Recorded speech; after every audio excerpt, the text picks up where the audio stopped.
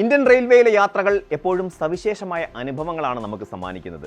ജനാലക്കരികിലിരുന്ന് പുറത്തെ കാഴ്ചകൾ ആസ്വദിക്കുന്നതിനൊപ്പം യാത്രകളുടെ മാറ്റുകൂട്ടുന്ന മറ്റൊരു പ്രധാന ഘടകമാണ് ഭക്ഷണം. വലിയൊരു വിഭാഗം ആളുകളും യാത്രകളിൽ ട്രെയിനിലെ പാൻട്രി കാറുകളിൽ നിന്നോ സ്റ്റേഷനുകളിൽ നിന്നോ ഭക്ഷണം വാങ്ങാൻ ഇഷ്ടപ്പെടുമ്പോൾ ഭൂരിഭാഗം കുടുംബങ്ങളും വീട്ടിൽ നിന്നുണ്ടാക്കിയ സ്വാദിഷ്ടമായ പൊതിച്ചോറോ മറ്റ് പരമ്പരാഗത വിഭവങ്ങളോ കൂടെ കരുതാറാണ് താല്പര്യപ്പെടുന്നത്. ആരോഗ്യ പ്രശ്നങ്ങൾ ഒഴിവാക്കാനും യാത്രയിലെ സാമ്പത്തികം ലാഭിക്കാനും ഇത് സഹായിക്കുമെന്നതിൽ തർക്കമില്ല. എന്നാൽ ഈ മാതൃകാപരമായ ശീലം ചിലപ്പോഴൊക്കെ വലിയ സാമ്പത്തിക നഷ്ടത്തിലേക്കും നിയമപരമായ സങ്കീർണതകളിലേക്ക് പോലും വഴിമാറാം എന്ന് പലരും ചിന്തിക്കാറില്ല. റെയിൽവേയുടെ കർശനമായ പുതിയ നിയമങ്ങളും ശുചിത്വ പരിപാലന വ്യവസ്ഥകളും കൃത്യമായി മനസ്സിലാക്കാത്ത പക്ഷം നിങ്ങളുടെ പ്രിയപ്പെട്ട യാത്രകളുടെ സന്തോഷം കനത്ത പിഴയായി ഒടുങ്ങേണ്ടി വരും എന്നതാണ് യാഥാർത്ഥ്യം.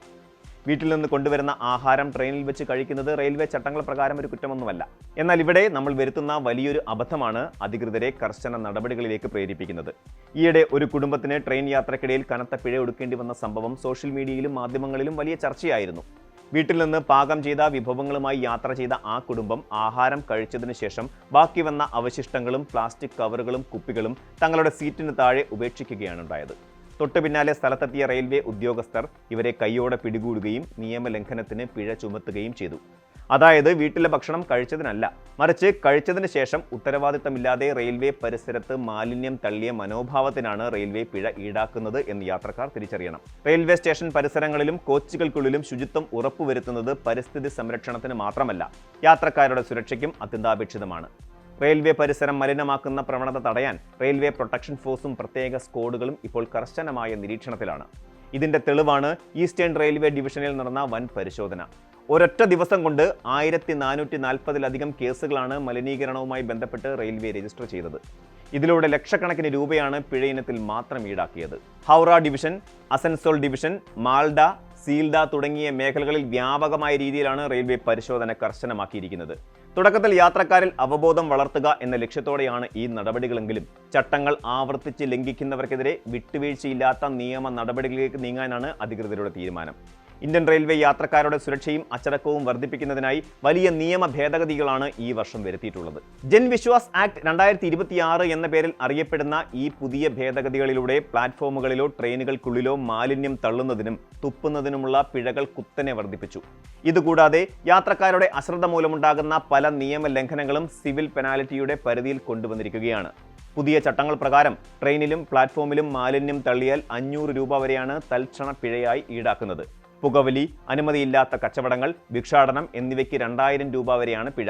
വനിതകൾക്കായി നീക്കിവെച്ചിട്ടുള്ള കോച്ചുകളിൽ അനധികൃതമായി പ്രവേശിക്കുന്ന പുരുഷന്മാർക്ക് 2500 രൂപ വരെ തൽക്ഷണം പിഴ ചുമത്താനും റെയിൽവേ ജീവനക്കാർക്ക് നിയമപരമായ അധികാരമുണ്ട്. കൂടാതെ ട്രെയിനിൽ അപകടകരമായ വസ്തുക്കളോ ഗ്യാസ് സിലിണ്ടർ പോലെയുള്ള നിരോധിത സാധനങ്ങളോ കടത്താൻ ശ്രമിച്ചാൽ കുറഞ്ഞത് 10,000 രൂപയാണ് പുതിയ നിയമപ്രകാരമുള്ള കനത്ത ശിക്ഷ. റെയിൽവേ ഡിവിഷനുകൾ ഇപ്പോൾ അത്യാധുനിക CCTV ക്യാമറകളുടെ സഹായത്തോടെയാണ് യാത്രക്കാരുടെ പെരുമാറ്റം നിരീക്ഷിക്കുന്നത്. ചില ഡിവിഷനുകൾ പ്രത്യേക ക്യാമ്പയിനുകൾ വഴി യാത്രക്കാർക്ക് തന്നെ മലിനീകരണം നടത്തുന്നവരുടെ ചിത്രങ്ങൾ ഔദ്യോഗിക വാട്സാപ്പ് നമ്പറുകളിലേക്ക് അയച്ചു കൊടുക്കാനുള്ള സൗകര്യവും ഒരുക്കിയിട്ടുണ്ട്. ഇത്തരം സാഹചര്യങ്ങളിൽ പിഴകളിൽ നിന്നും നിയമക്കുരുക്കുകളിൽ നിന്നും രക്ഷ നേടാൻ യാത്രക്കാർ സ്വയം ചില മുൻകരുതലുകൾ എടുക്കണം. വീട്ടിൽ നിന്ന് ഭക്ഷണം കരുതുമ്പോൾ തന്നെ അവശിഷ്ടങ്ങൾ ശേഖരിക്കാനായി ചെറിയൊരു ബാഗോ പ്ലാസ്റ്റിക് കവറോ കൂടെ കരുതുക. ആഹാരം കഴിച്ചതിന് ശേഷം പ്ലേറ്റുകളും ഭക്ഷണാവശിഷ്ടങ്ങളും ട്രെയിനിലെ ഡസ്റ്റ് ബിന്നുകളിൽ മാത്രം നിക്ഷേപിക്കുക.